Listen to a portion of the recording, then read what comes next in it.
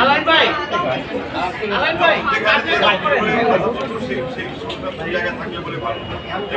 দম নিয়ে যদি কোনো প্রশ্ন থাকে আপনাদেরকে বলেন।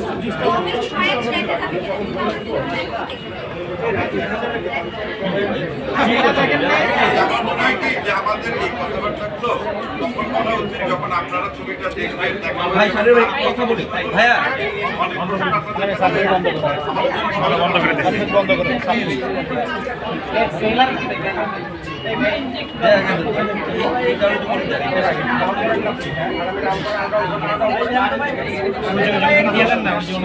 এটা কে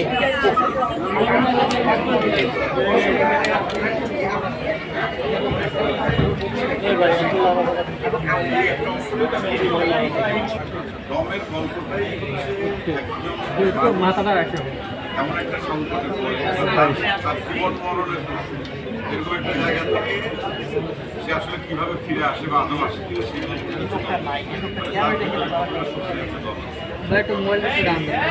অভিনয় করার জন্য যে প্রস্তুতি মিশন নিয়েছে বা আমি যে চরিত্র অভিনয় করেছি সেই চরিত্র করার জন্য আমার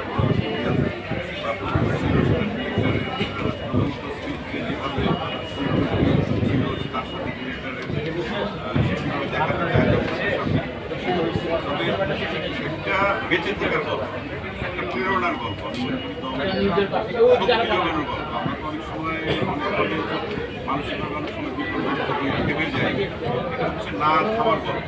সেই গল্পে কষ্ট আছে, ভালোবাসা আছে, আনন্দ আছে, সবকিছুই আছে। বাস্তবতা সামনে আমাদের অনেকে নানান